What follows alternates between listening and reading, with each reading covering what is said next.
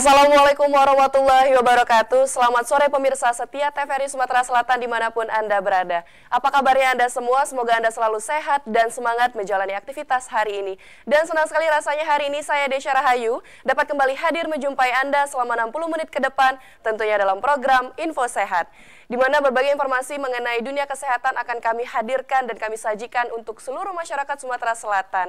Dan hari ini di tema Info Sehat kita akan membahas mengenai penyakit ginjal, di mana penyakit ginjal ini merupakan gangguan fungsi pada organ ginjal dan juga sekaligus memperingati Hari Ginjal Sedunia yang jatuh pada tanggal 14 Maret 2019, di mana temanya adalah ginjal sehat untuk semua dan di mana saja. Kidney Health for Everyone and Everywhere. Dan tentunya hari ini saya tidak sendiri, saya juga sudah hadir narasumber kita yang nanti akan membahas mengenai penyakit ginjal ini. Langsung saja kita sapa, ada Dr. Suprapti SPPD KGH selaku spesialis penyakit dalam Rumah Sakit Muhammad Husin Palembang. Assalamualaikum dokter. Waalaikumsalam. Baik ya dok ya. Alhamdulillah baik Mbak Desta. Tetap semangat ya dok, meskipun di luar dalam keadaan hujan ya dok ya. Iya, harus semangat terus. Baik. Dokter, tema kita hari ini mengenai penyakit ginjal dok ya. Nanti sudah siap untuk berbagi informasi seputar penyakit ginjal kepada masyarakat Sumatera Selatan ya dok ya. Baik, tapi sebelum itu pemirsa setia TVRI Sumatera Selatan dimanapun Anda berada yang sedang menyaksikan Info Sehat hari ini, Anda juga dapat berkonsultasi hari ini bersama dengan Dr. Prapti, seperti itu ya dok ya? Iya. Di line telepon kami di 0711311454 atau bagi Anda yang ingin bertanya melalui SMS atau WhatsApp, kami persilakan di 0898 9356 962. Baik, langsung saja dok. Ini kan kita membahas mengenai penyakit ginjal maksud saya dok.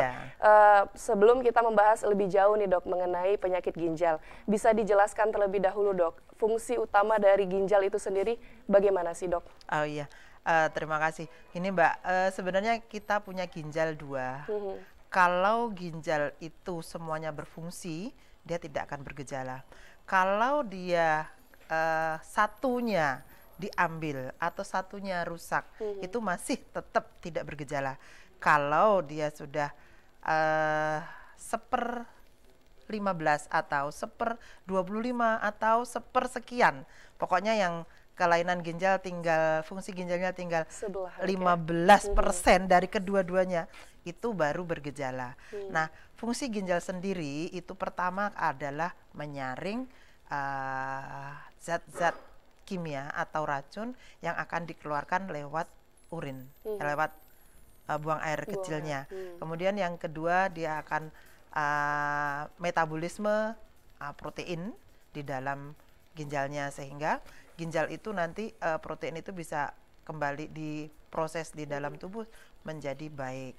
Nah, yang ketiga dia juga akan mempengaruhi fungsi dari sel darah merah. Biasanya orang dengan penyakit ginjal dia akan mulai gejalanya biasa, mulai lesu, itu biasanya dia mulai kadar darah atau hemoglobin di dalam darah mulai turun. Itu adalah fungsi eritropoietin itu sendiri. Jadi biasanya orang yang sudah mengalami gangguan ginjal itu dia akan salah satu yang paling sering adalah biasanya anemia, kurang darah. Itu paling sering ya. Kemudian dari fungsi-fungsi tersebut biasanya ginjal itu sendiri juga dia bisa merupakan komplikasi akhir dari penyakit yang sudah ada. Nah, salah satu paling sering penyakitnya adalah yang kencing manis sama darah tinggi. Pasti nyampe ke komplikasi terakhir ke ginjalnya. Ginjalnya mulai bermasalah. Tetapi kalau seumpama itu kalau normal, maksudnya gini, kalau kita bisa mengontrol tensi, mengontrol gula, itu sampai ke kelainan ginjalnya itu lama, biasanya lebih dari 15 tahun. Tetapi kalau kita hanya tidak terkontrol tensinya, tidak terkontrol gulanya, itu nggak sampai 15 tahun, mungkin cuman hitungan bulan bisa dok ya? Bisa setahun, 2 tahun itu sudah mulai gagal ginjal pun juga bisa. Nah, paling orang tidak mau kalau disuruh orang sakit gagal ginjal, karena apa? Karena dia pasti akan dicuci darah, jadi akan dibersihkan racunnya, dibuang lewat mesin untuk membuang racun-racun yang ada di dalam tubuhnya, sehingga dia tidak mengalami gejala-gejala yang memperburuk kondisi kesehatannya gitu. Baik dok. Tadi dokter bilang salah satunya itu yang faktornya itu tekanan darah tinggi dan juga kadar gula yang tinggi dok ya. Selain itu ada nggak dok penyebab ataupun faktor ya kita bisa terkena penyakit ginjal seperti itu dok? Bisa, banyak. Jadi sebenarnya kalau kita sebut penyakit ginjal itu ada dua. Ada penyakit ginjal akut, artinya akut itu kurang dari 3 bulan. Kalau dia ginjal kronik berarti lebih dari 3 bulan. Kalau yang kurang dari 3 bulan ini, kalau kita tangani dengan baik, itu bisa tidak dengan terapi yang tadi, cuci darah yang tadi. Tapi kalau seumpama 3 bulan ini kita tangannya tidak bagus, ini akan menjadi ke gagal ginjal kronis. Nah, kalau gagal ginjal akut itu biasanya itu disebabkan bisa karena orang diare. Orang yang muntah-muntah hebat atau diare yang berlebihan itu bisa menyebabkan gangguan ginjal. Nah, itu kalau kita tidak terapi dengan bagus, dia akan berlanjut ke dalam, jatuh ke dalam gagal ginjal akut, sehingga kita kemungkinan untuk membutuhkan cuci darah itu ada. Yang kedua, kalau ada perdarahan hebat. Perdarahan hebat itu tidak hanya karena menstruasinya yang banyak atau waktu melahirkan keluar darah banyak, kecelakaan pun dengan perdarahan banyak juga bisa menyebabkan perdarahan hebat, sehingga darah yang harusnya masuk ke dalam ginjal itu terganggu. Nah, maka dia akan mengalami gagal ginjal akut. Yang ketiga, gagal ginjal akut itu bisa disebabkan oleh karena tumor. Tumor atau batu yang di dalam ginjal atau di dalam kandung kemih itu bisa menyebabkan kelainan di dalam ginjal. Ginjalnya tidak bisa mengeluarkan air kencingnya, sedangkan air kencing atau urin itu mengandung zat-zat yang harus dikeluarkan. Ya, dok, contohnya adalah amonia. Nah, itu kalau dia tidak bisa, dia akan menyebabkan kelainan sehingga tidak terjadilah gagal ginjal akut. Atau yang paling sering adalah, yang di Palembang paling sering adalah makan jengkol. Itu jadi salah satunya makan juga, jengkolat dok, ya. Jadi kalau kita bahasanya adalah asam jengkolat. Jadi kita kalau asam jengkolat itu dia dapat mengkristalkan kencing. Jadi dia akan menjadi batu di dalam ginjal.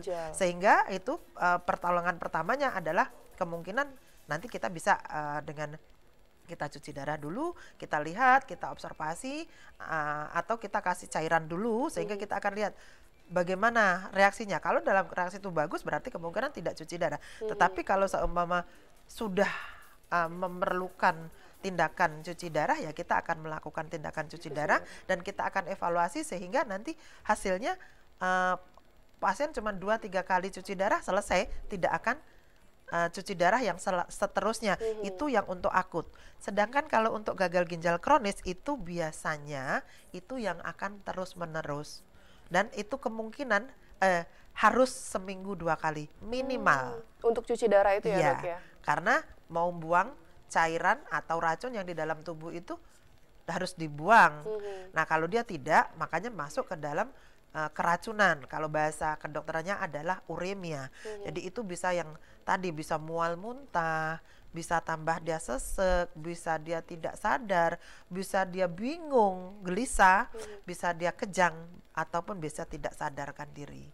Itu berarti yang hebat. Cukup besar juga, dok ya, pengaruhnya fungsi ginjal itu terhadap organ tubuh, dok ya. Karena dari penyakit lain pun bisa menyebabkan penyakit ginjal itu timbul ya, dok ya. Nah, kalau boleh tahu seberapa besar, dok, kemungkinan seseorang tersebut mengidap penyakit ginjal, dok? Maksudnya yang orang yang sudah menderita penyakit? Sebesar kemungkinan seseorang tersebut mengidap penyakit ginjal. Kita kan kalau dokter lihat dari, mungkin ada beberapa pasien yang pernah dokter tangani untuk mengeluhkan penyakit ginjal sendiri, dok, seperti itu. Jadi biasanya gini, kalau orang datang ke dokter itu bukan dia ngomong, dok ginjal saya sakit, enggak. Biasanya dia datang itu sudah, kalau ke rumah sakit itu biasanya sudah telat.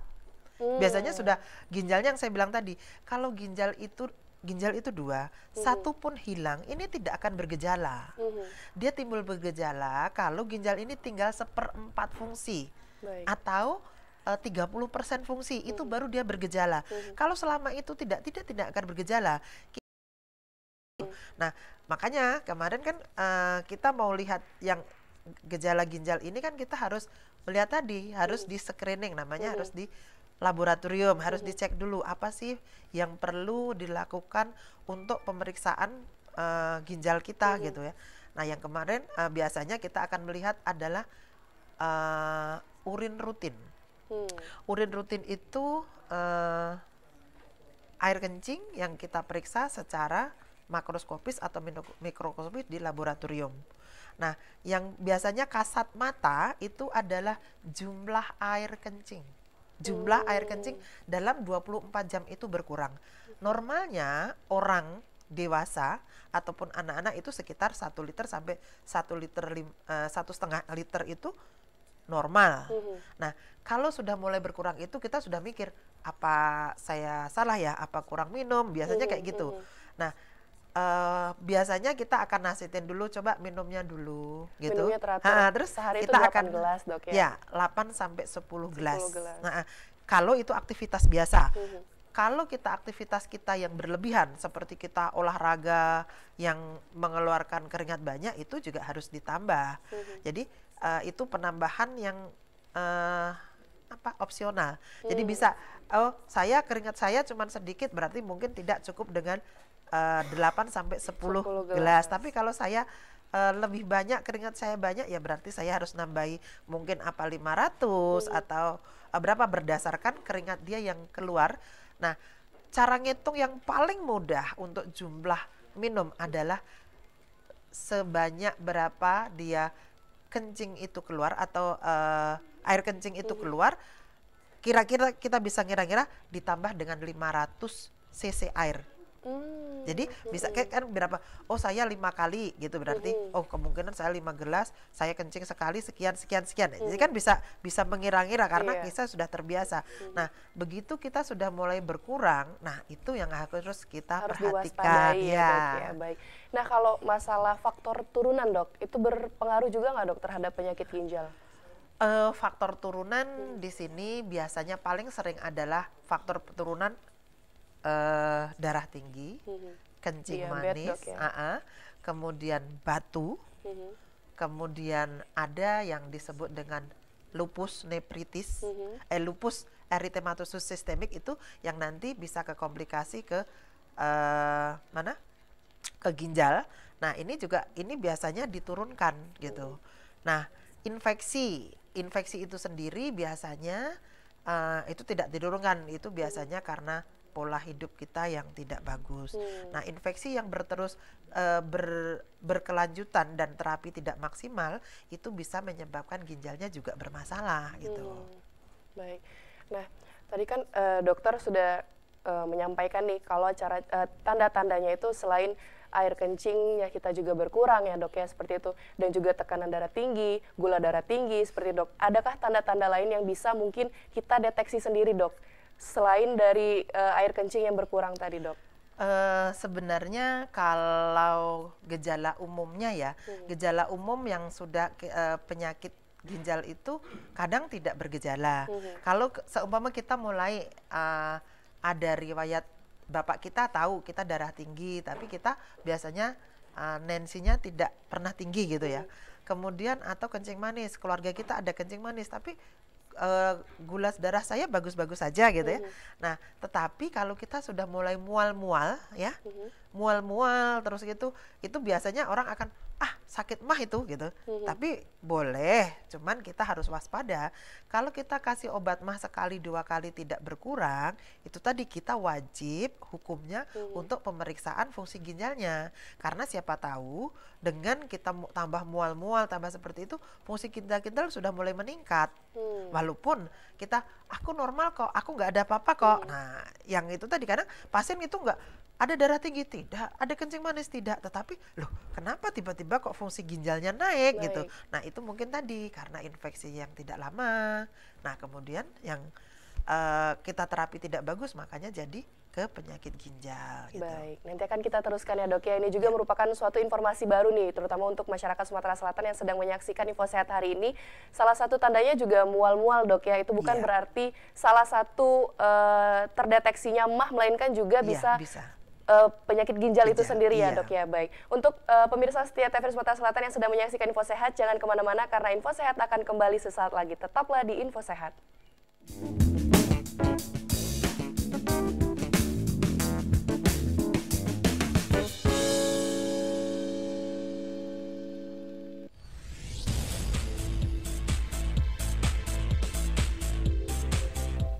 Pemirsa di mana saja Anda berada, terima kasih atas kesediaan Anda menyaksikan tayangan dari TVRI Sumatera Selatan. Dengan senang hati, tahun 2017 TVRI Sumatera Selatan mengudara selama 24 jam melalui video streaming. Caranya sangat mudah. Bagi Anda pengguna Android, Anda dapat mengaksesnya melalui Play Store. Bagi Anda pengguna iPhone, Anda dapat mengaksesnya melalui App Store. Dengan harapan tahun-tahun mendatang seluruh pemancar kita akan on air melalui DVB-T2 untuk seluruh wilayah termasuk Muratara dan Pagar Alam. Sehingga masyarakat setempat dapat menyaksikan siaran dengan kualitas digital. Ayo nonton TVRI.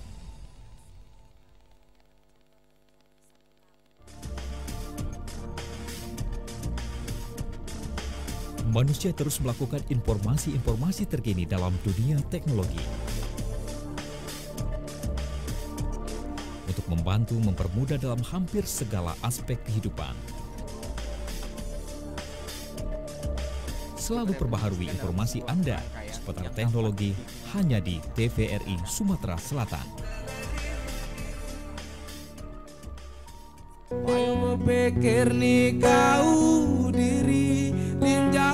Wong Kito pacak berkreasi.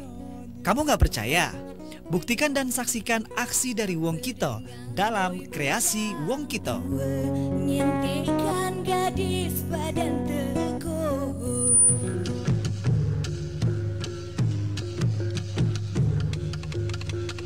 Hanya di TVRI Sumatera Selatan.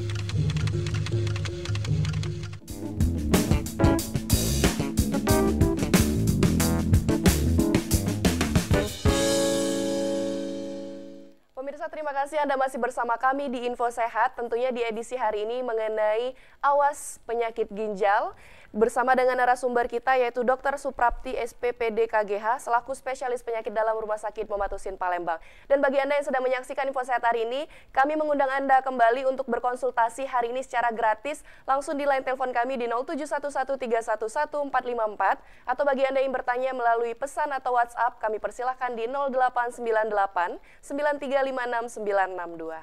Baik dok, penyakit ginjal ini kan merupakan penyakit umum ya dok ya, yang terjadi di ginjal seperti itu dok. Ada penyakit lain dok, selain penyakit ginjal ini yang berhubungan dengan ginjal dok? Seperti gagal ginjal seperti itu dok ya? Gagal ginjal yang saya bilang tadi, gagal ginjal itu yang akut, itu penanganannya harus bagus. Kalau penanganan bagus, kita akan melihat ginjal akan kembali lagi normal. Tetapi kalau kita sudah mendiagnosa atau memvonis bahwa dia gagal ginjal kronis, berarti kita harus lebih hati-hati karena kalau dia sudah kita diagnosa gagal ginjal kronis, pasti nanti terapinya adalah pengganti fungsi ginjal. Pengganti fungsi ginjal ada dua, yaitu hemodialise dengan transplantasi. Transplantasi itu cangkok ginjal ya, bahasa umumnya. Cangkok ginjal itu mengambil ginjal orang yang sehat, satu, dia kan punya dua yang tadi saya bilang. Ginjal. Yang satu dari yang terjelek punya dia. Jadi bukan yang terbagus. Yang terbagus buat donornya. Yang terjelek itu dipakai nanti untuk pasien yang gagal ginjal. Nah, nanti dengan transplantasi ini diharapkan pasien tidak akan cuci ginjal, cuci darah lagi. Dia akan fungsi ginjalnya akan membaik dengan dikasih ginjal dari orang tadi. Kita sudah di Rumah Sakit Umum sudah melakukan 5 kali tindakan transplantasi ginjal dan alhamdulillah sampai semuanya sekarang pasiennya bagus-bagus semua, masih kontrol, masih rapi ya. Alhamdulillah sekarang kita juga pantau setiap bulan karena dia harus mengambil obat dan harus datang karena kita akan evaluasi batas mana sih ginjalnya masih bagus. Alhamdulillah masih bagus semua. Nah, kalau yang satu cuci darah itu ada dua. Cuci darah dengan mesin itu harus di rumah sakit, dengan cuci darah di rumah. Oh, di rumah juga Bisa. Dok, ya? Itu dengan namanya CAPD, Continuous Ambulatory Peritoneal Dialysis. Nah, itu nanti kita akan memasang alat di dalam perut, kemudian nanti itu yang akan menyaring itu selaput perut masing-masing. Kecuali selaput perutnya bermasalah, itu baru tidak bisa dilaksanakan. Selama selaput perut itu masih bagus, itu bisa dipakai untuk menyaring yang harusnya racun yang harusnya keluar tadi gitu. Kalau yang hemodialisa pakai darah, pakai mesin kan pakai mesinnya, mesinnya nanti yang narik, kemudian nanti dibuang racunnya. Tapi kalau di dalam perut sendiri nanti itu selaput perutnya yang berfungsi sebagai penyaring. Oh, jadi kalau di rumah itu tidak menggunakan alat ya, Dok ya, tetapi sudah alat dari ya, dokternya alat dipasang sendiri, ya? nanti di perut, perutnya itu nanti ada alat sedikit yang dimasukkan ke dalam perut, itu nanti yang memasukkan cairan, itu yang dia akan menyaring racunnya gitu. Nah, kalau yang tadi itu gagal ginjal kronis ya, kalau gagal ginjal akut kita terapi sekali 2 kali cuci darah, mungkin bisa tidak cuci darah. Ada, tapi yang itu tadi, kalau yang cuci darah ini harus minimal seminggu 2 kali. Seminggu 2 kali, kalau dalam ada kondisi-kondisi tertentu bisa setiap hari, juga bisa 3 kali seminggu. Baik. Sepengalaman dokter nih, Dok, banyakan pasien itu lebih memilih untuk cuci darah atau lebih memilih untuk mengangkat ginjalnya, Dok? Sampai sekarang, ininya kali, sampai Dok, ya? sekarang itu masih cuci darah Cuci pilihan utama pasien-pasien kita ya.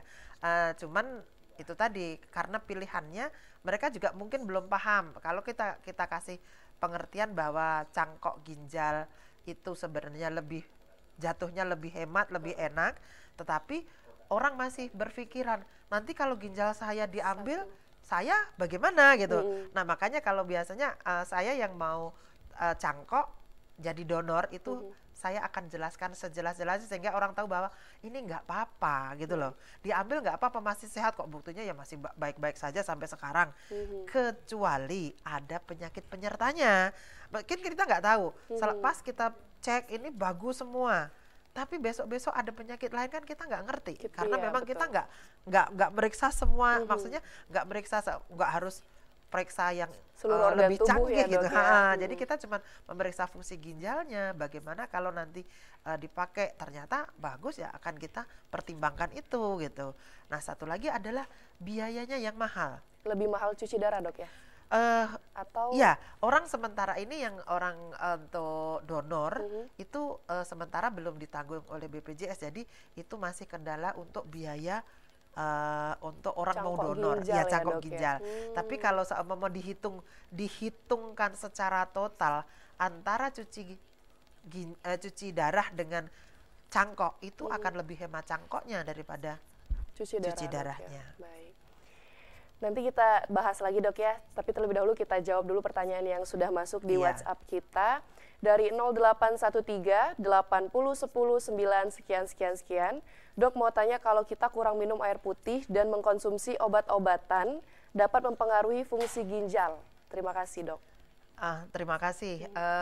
Ya, memang kalau kita minumnya berkurang, kemudian kita meminum obat, tetapi obatnya itu paling kan diekskresinya dibuangnya lewat kencing. Kalau kita minumnya sedikit, otomatis jadi pekat kan? Iya. Nah, nyaringnya kan lebih berat. Nah, nanti dibuang pun juga akan lebih pekat. Nah, hemat saya kalau seumpama obatnya ini dulu, kalau seumpama obatnya itu biasa-biasa saja, mungkin tidak terlalu berpengaruh. Tetapi kalau obat itu punya sifat yang ada obat-obat tertentu itu yang punya sifat namanya nefrotoksik atau memperberat fungsi ginjalnya, itu akan tambah lebih jelek.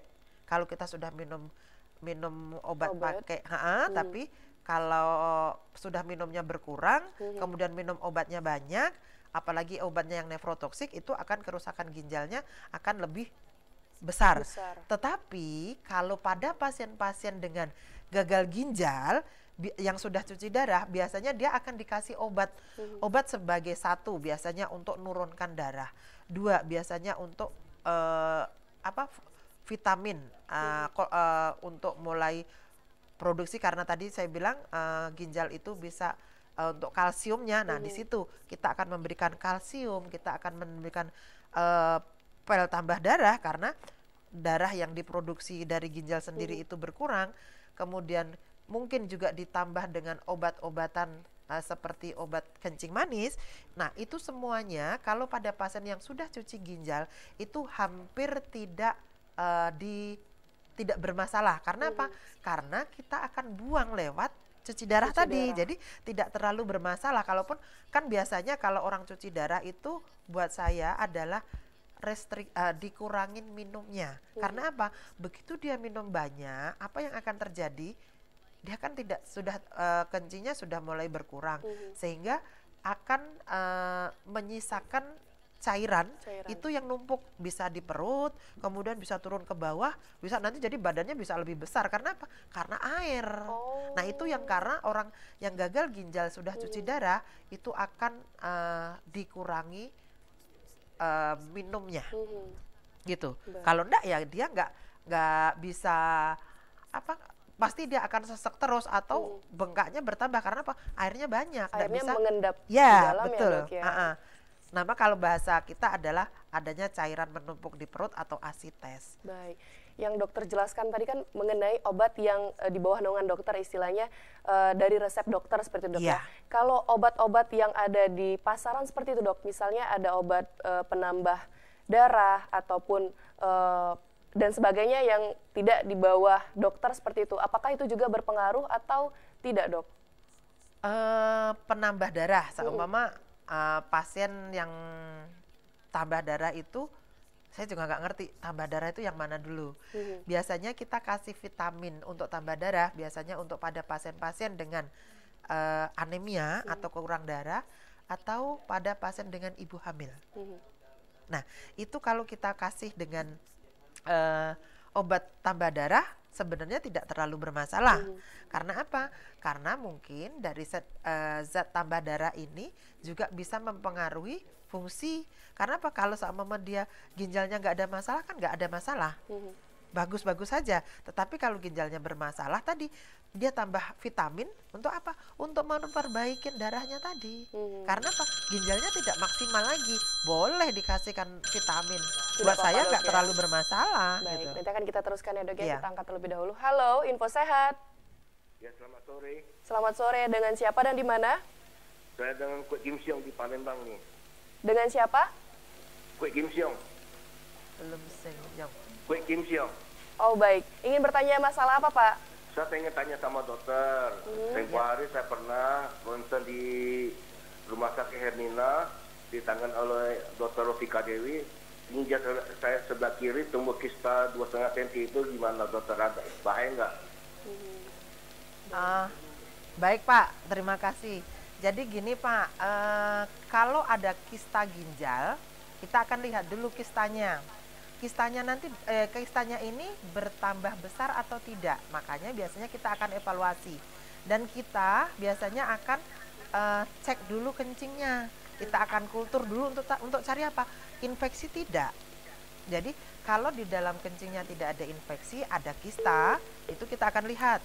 Kalau kistanya nanti seumpama tidak ada apa-apa, kita akan lihat saja, kita tengok.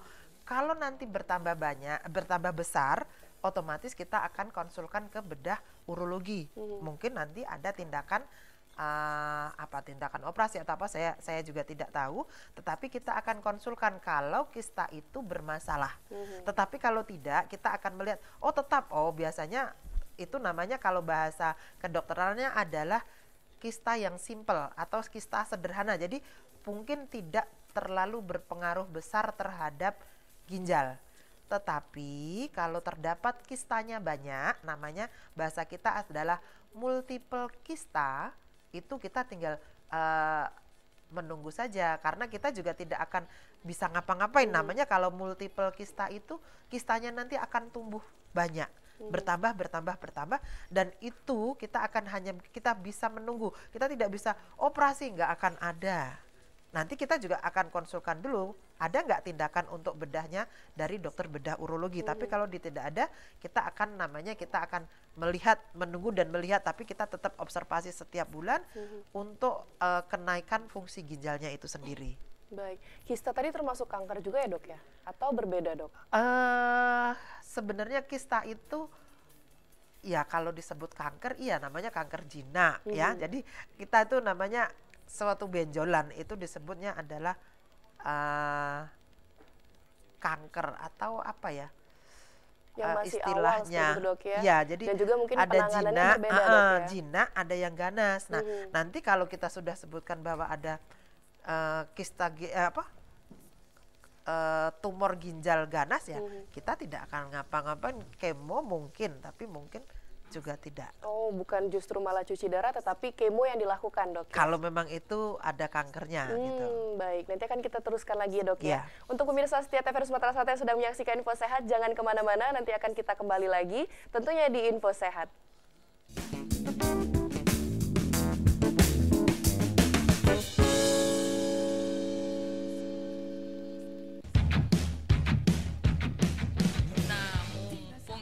Ketemu. Jangan lupa yo, tanggal 17 April 2019 itu kita datang ke TPS untuk nyoblos rame-rame. Tidak kelamui go. Paling lama 10 menit itu sudah bisa nentukan nasib negara kita ini. Waduh, gimana ini? Saya kan KTP-nya domisili Jawa, tapi kan saya kerjanya di Palembang. Apa saya masih bisa milih? Aduh Mbak E, tidak saroi go. Caranya mudah nian. Datang ke PPS atau KPU Kabupaten Kota asal atau tujuan. Jangan lupa bawa KTP elektronik atau tanda bukti telah terdaftar di TPS asal. Enjuk tahu alasan ngapo nak pindah memilih. Terus PPS atau KPU Kabupaten Kota nerbit ke POM A5 dan didata dalam DPTB. Oh, Be. Tapi kapan ai terakhir ngurus A5 itu, Be? Terakhir tanggal 18 Maret 2019. Ayo begancang lah. Oh, mau kasih infonya ya, Pe. Makasih ya Mbak. Tanggal 17 April 2019. Ayo kita gunakan hak pilih kita. Saat polemik kehidupan terjadi dan kekhawatiran pun dirasakan. Di sini membahas setiap perubahannya. Kemanfaatan atau khasiatnya benar. Dengan itu bukan berarti. Saksikan Publika setiap hari Senin sampai dengan Rabu pukul 15.00 waktu Indonesia Barat. Live di TVRI Sumatera Selatan.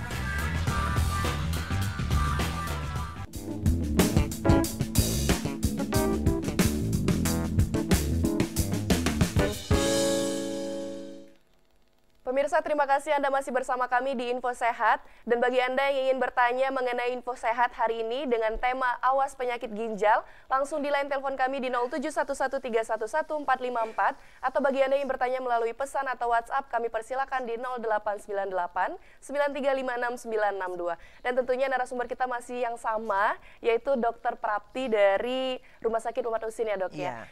Nanti dok kita jawab lagi pertanyaan ini masuk dari WhatsApp kita dengan nomor yang sama 0813 80 10 9 sekian.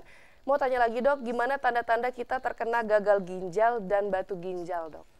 Ini berarti dua dok yang harus dijelaskan. Ya, terima kasih.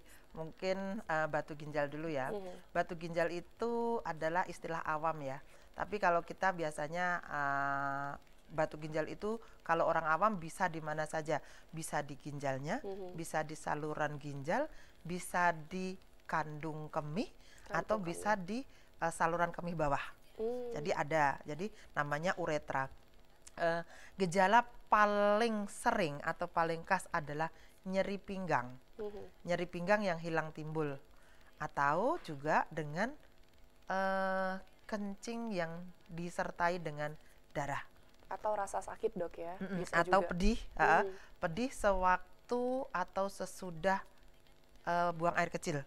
Itu adalah gejala yang paling sering. Jadi nanti baru kita mengetahuinya, kita harus dengan pemeriksaan namanya bisa ronsen, bisa USG, atau bisa dengan CT scanning. Nah, kalau kita sudah tahu batu ginjal, kita tinggal lihat berapa sih ukurannya gitu ya. Kalau ukurannya masih kecil 0,5 kurang dari 0,5 itu dengan obat dia bisa keluar dengan sendirinya. Tetapi kalau dia lebih dari 0,5, nah itu yang harus kita beri tindakan. Kita akan konsulkan ke bedah urologi. Nah, nanti dokter bedah urologi mungkin mau ditembak atau mau operasi, nanti tergantung di mana letak dari batu itu. Nah, kalau gagal ginjal yang sudah saya sebut tadi, gagal ginjal itu sebenarnya ada stepnya. Step 1 namanya stage 1, 2, 3, 4, 5. Nah, kalau sudah 4, 5 ini biasanya yang baru gejalanya muncul. Tapi kalau 1, 2, 3 biasanya dia tidak akan bergejala.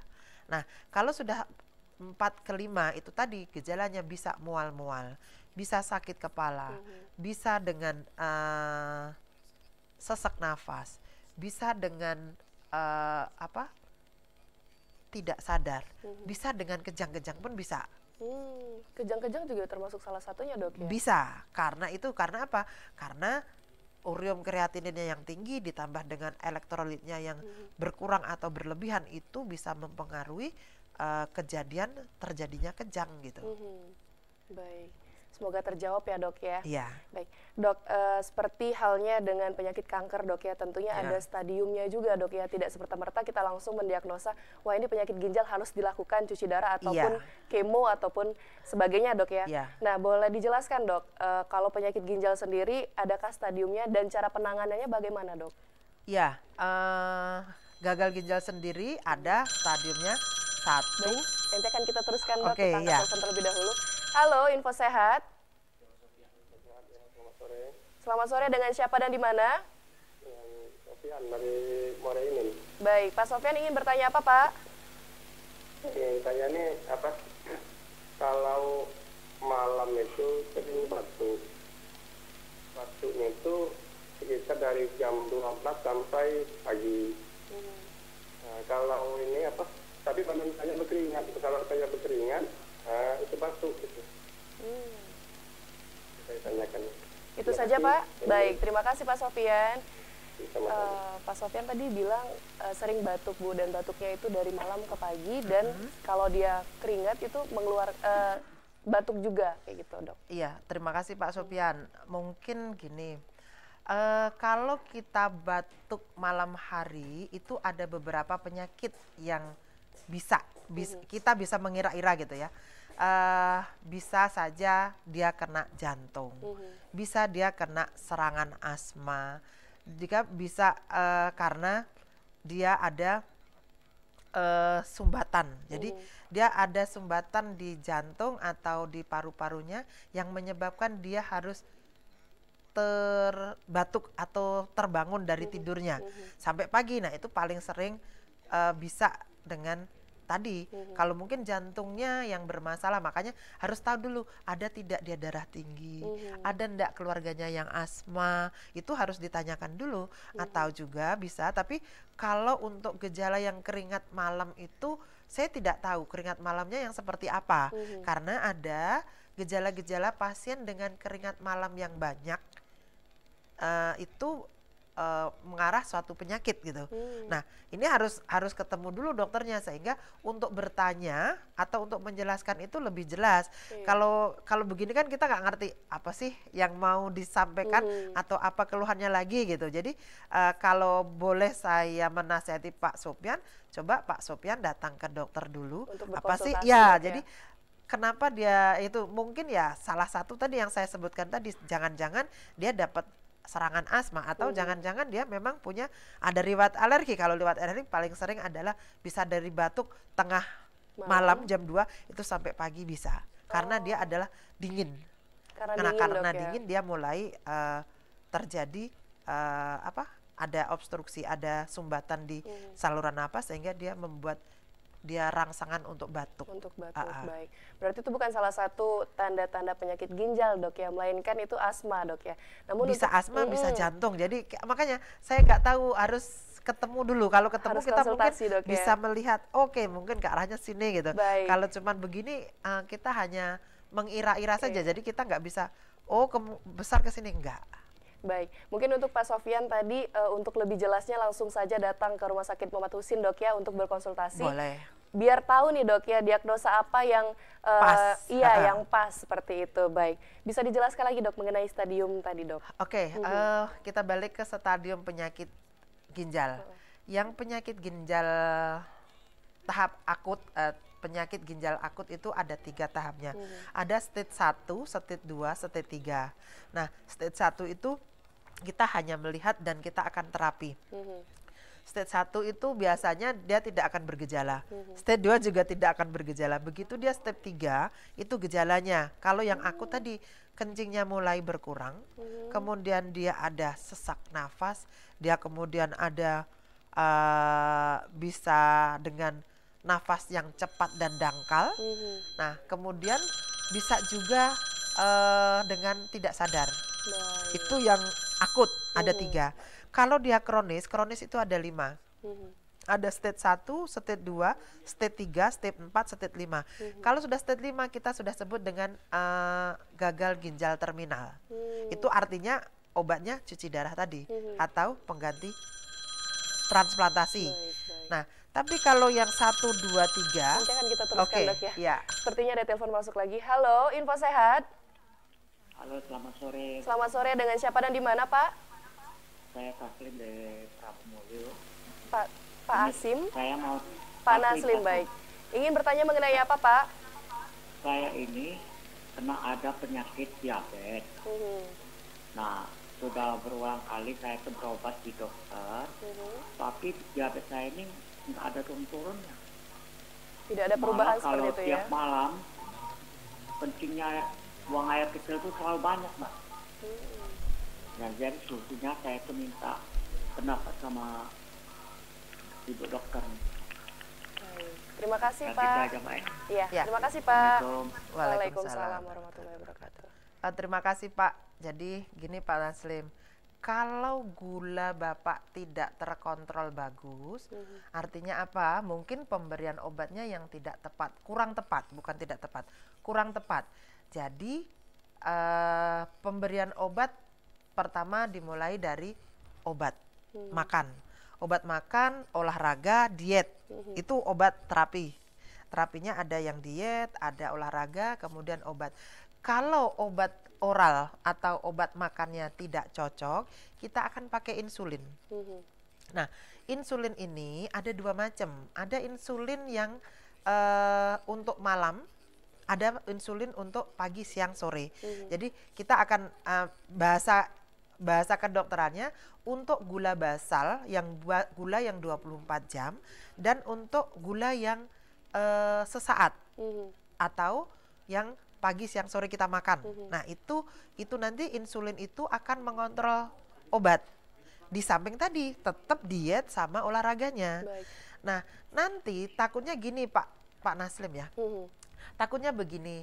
Kalau kita tidak bisa mengontrol darah dengan bagus, untuk komplikasi ke ginjal itu akan lebih cepat dibandingkan kalau kita bisa mengontrol gula dengan bagus. Baik. Walaupun kita sudah terkontrol dengan bagus pun masih bisa kena penyakit ginjal. Komplikasi dari kencing manis ini, apalagi kalau dia tidak terkontrol gitu. Mungkin Pak Naslim tadi juga bisa ini dimengerti dan dipahami, ya, Dok, ya. Iya. Bahwasanya juga pola makan juga menentukan, Dok. Iya, ya, selain pola makan dan keturunan. olahraga. Iya. Baik, nanti akan kita teruskan lagi, ya, Dok, ya. Semoga Oke. Pak Naslim tadi terjawab pertanyaannya, Dok, ya. Iya. Untuk pemirsa setia TVRI Sumatera Selatan yang sedang menyaksikan Info Sehat, jangan kemana-mana. Di segmen terakhir kita akan membahas lebih dalam lagi mengenai penyakit ginjal. Tetaplah di Info Sehat.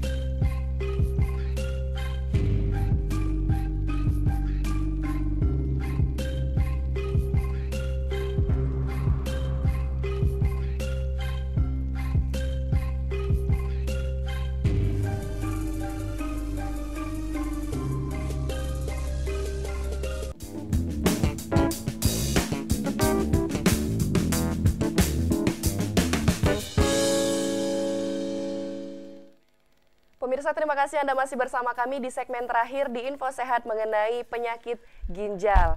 Baik, Dokter Prapti, tadi kita sudah membahas mengenai batu ginjal, gagal ginjal, kista ginjal juga, Dok ya. Tadi juga sempat dijelaskan mengenai stadium ataupun state dari kronis ginjal kronis. Bisa dijelaskan lagi, Dok? Iya. Saya ulangi, jadi untuk gagal ginjal itu kita punya stepnya 5. Stadium 1, stadium 2, stadium 3, stadium 4, dan stadium 5. Kalau sudah stadium 5, itu yang kita sebut dengan end-stage renal disease. Nah, itu obatnya itu tadi, nggak bisa dipilih, cuci darah atau cangkok ginjal. Hanya dua pilihannya, hanya dua pilihannya. Nah, kalau yang stage 4 kita hanya mengawasi, kita akan mengawasi tadi. Kalau dia darah tinggi juga kita akan mengendalikan tensi, kalau dia kencing manis kita akan mengendalikan gula darah, sehingga untuk ke stage 5 ini agak terhambat, tidak cepat gitu. Nah, sedangkan untuk 1 sampai 3 ini biasanya dia tidak bergejala. Makanya orang-orang yang berkonsultasi, Dok, yang konsultasi itu mereka tidak tahu bahwa ginjalnya sudah bermasalah. Nah, pada pasien yang menderita kencing manis, yang menderita darah tinggi, lebih baiknya kalau setiap tahun akan kita cek dengan fungsi ginjalnya, sehingga kita tahu bahwa fungsi ginjal itu sudah mulai bermasalah. Kita akan cek urinnya, air kencingnya sama dengan darahnya. Gitu. Baik. Halo, Info Sehat. Halo, Info Sehat. Iya. Assalamualaikum. Waalaikumsalam. Dengan siapa dan di mana, Ibu? Dengan Ibu Rasimi di Sungai Lele. Baik, ingin bertanya mengenai apa, Ibu?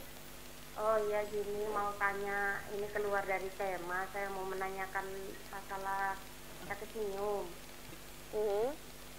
Gini dokter, saya umur 43 tahun. Nah, 4 bulan belakang ini saya terdeteksi sakit minum. Jadi minta tolong dikasih tahu seberapa bahayanya penyakit minum dan apa ada solusi lain selain dioperasi. Penyakit asam urin ya, Bu ya? Mium. Ya. Mium, baik. Iya, baik, nanti akan dijawab. 2 tensi sudah. Baik, terima kasih Bu atas pertanyaannya, nanti akan langsung dijawab oleh Dokter Prapti. Terima kasih ya Ibu. Iya, gini Ibu, kalau mium itu biasanya di kandungan ya. Jadi kalau miumnya di kandungan, kalau dia tidak diambil, kemungkinan kalau dia tambah membesar itu yang bermasalah. Kalau dia masih tetap biasa aja mungkin tidak terlalu bermasalah. Kalau dia tambah besar itu yang mengkhawatirkan. Itu dia juga bisa menyebabkan sumbatan kandung kemihnya. Jadi itu nanti juga bisa, siapa tahu dengan miumnya nanti dia nyumbat di bawah, nyumbat saluran kencingnya sehingga ginjalnya juga nanti bisa bermasalah gitu. Jadi kalau boleh saya nasihati, kalau miumnya itu sudah besar ya kalau memang mau dioperasi itu akan lebih bagus. Karena apa? Takutnya gini, mioma itu tambah besar dia. Kalau dia tambah besar tadi, dia akan menyumbat bagian bawah saluran kencingnya sehingga dia kencingnya tidak leluasa. Nah, itu akan mengganggu. Nah, kalau mengganggu dia akan bisa jadi komplikasi. Padahal tadi cuma mium saja, jadi menjadi 2. Jadi ginjalnya bermasalah gitu. Baik, berarti salah satu penanganannya itu operasi ya, Dok? Iya. Baik, terima kasih. Semoga terjawab lagi ya, Dok ya, pertanyaannya. Nah, tadi dokter menjelaskan mengenai darah tinggi dan juga kencing manis atau diabetes, gitu Dok ya. Dan juga seperti yang kita ketahui, diabetes juga ternyata merupakan salah satu faktor utama penyebab penyakit ginjal, Dok. Itu bisa dijelaskan kenapa, Dok? Jadi begini, laporan dari renal registry, kita punya namanya renal registry. Jadi ada laporan se-Indonesia tentang pasien-pasien dengan penyakit ginjal kronis yang sudah mengalami sudah terapi cuci darah atau transplantasi atau yang CAPD tadi, itu ternyata di tahun 2017 itu penyumbang terbesar dari penyebab gagal ginjal itu adalah kencing manis, 52%. Sedangkan darah tinggi itu sekitar 26%. Nah, kenapa itu bisa terjadi? Karena itu secara fisiologisnya kencing manis atau diabetes mellitus itu dalam sekian lama itu akan terjadi komplikasi di mikro dan makrovaskuler. Mikrovaskuler itu di pembuluh darah yang kecil-kecil. Kalau makrovaskuler itu di pembuluh darah yang besar-besar. Nah, di ginjal sendiri itu pembuluh darahnya banyak. Sehingga itu salah satu faktor kenapa ginjal itu bisa kena dari kencing manis. Karena tadi pembuluh darah di ginjal itu banyak, orang kencing manis itu pembuluh darahnya yang bermasalah. Nah, pembuluh darah ini sudah komplikasi dari kencing manis sehingga dia sudah sampai ke ginjal. Kalau sudah sampai ginjal tadi cuci darah obatnya. Kalau ini kan komplikasi, anggaplah komplikasi kan dok ya, satu diabetes, satunya penyakit ginjal. Nah untuk penanganannya sendiri gimana dok? Atau menyelesaikan satu penyakit dahulu baru satu lagi atau bisa sekaligus dua dok? Jadi gini, kalau untuk diabetesnya sendiri ya kita harus menangani secara paripurna, secara baik dengan kencing manisnya itu sendiri. Terutama yang tadi dengan diet, dengan olahraga, hanya baru obat. Nah, kalau cuman obat saja tetapi dia tidak diet dan tidak olahraga ya sama saja, mungkin dia tidak bisa mencapai target yang kita inginkan gitu. Jadi untuk komplikasi ke ginjalnya, ke matanya, ke sarafnya itu akan lebih cepat dibandingkan kalau terkontrol dengan bagus gitu. Jadi untuk apapun, darah tinggi pun sama. Jadi darah tinggi, orang kencing manis darah tinggi itu utamanya adalah diet dengan olahraga. Jadi itu dulu yang dikedepankan, baru nanti obat-obatan. Nah obat-obatan kalau seumpama tadi, kalau dengan obat tablet dia tidak tidak bermakna, dia tidak menurunkan gula dengan bagus, makanya pakai dengan insulin tadi yang saya maksudkan Pak siapa yang dari Prabu Mulih tadi. Nah itu, jadi itu yang berpengaruh. Kalaupun kita sudah pakai obat insulin, nanti bilang bisa nggak pindah ke obat yang tablet? Mungkin bisa, asalkan teratur dia makannya. Jadi sudah terkontrol bagus, mungkin bisa kita akan rubah ke tablet. Tetapi juga tidak bisa sama sekali. Karena tadi yang tidak bisa sama sekali dirubah ke tablet itu adalah pasien-pasien dengan diabetes tipe 1. Tipe 1, baik. Ya. Dan juga mungkin untuk olahraganya itu olahraga yang ringan dok ya? Iya, jadi olahraga itu kalau di kita adalah aktivitas fisik selama 30 menit dalam satu hari. Itu sudah bisa menurunkan gula, menurunkan tensi. 30 menit beraktivitas keluar keringat. Bukan saya kan sudah nyapu tapi tidak keluar keringat, ya sama saja gitu. Jadi keluar keringat itu juga bagus, sangat bagus malah dok ya, baik. Tema kita hari ini kan mengenai penyakit ginjal dok, sehubungan dengan akan memperingati Hari Ginjal Sedunia yang jatuh pada tanggal 14 Maret nanti dok ya. Tentunya juga dari dokter bersama dengan komunitas ataupun perhimpunan dokter juga sudah menyiapkan program-program yang tentunya dapat memberikan dampak yang positif untuk masyarakat dan juga para pengidap penyakit ginjal sendiri. Kalau boleh tahu boleh di-sharing dok, program apa saja yang akan dilakukan? Ini kita ada acara, mungkin nanti tanggal 14 itu ada acara RSMH Menyapa, itu jam 8 pagi sampai jam 10 itu diadakan di halaman rumah sakit umum. Jadi di dekat poliklinik itu nanti ada halaman. Nah di situ nanti para pasien atau para audiens yang mau mendengarkan, nanti di situ ada ceramah atau tanya jawab tentang masalah ginjal ya. Ginjal sehat untuk semua dan di mana saja.